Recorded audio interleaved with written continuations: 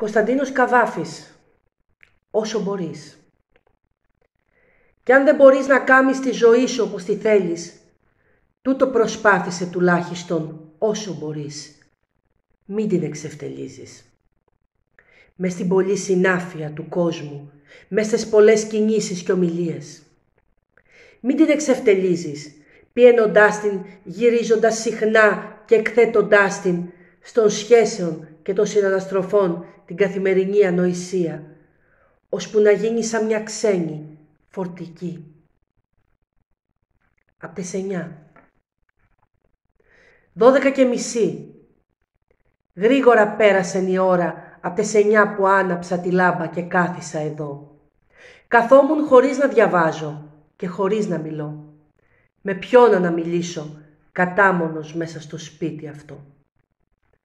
Το είδωλον του νέου σώματός μου, απ' τις 9 που άναψα τη λάμπα, ήρθε και μ' ήβρε και με θύμισε κλειστές κάμαρες αρωματισμένες και περασμένη ειδονή.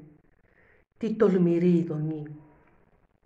Και επίσης με έφερε στα μάτια εμπρός δρόμους που τώρα έγιναν αγνώριστοι, κέντρα γεμάτα κίνηση που τέλεψαν και θέατρα και καφενεία που ήσαν μια φορά.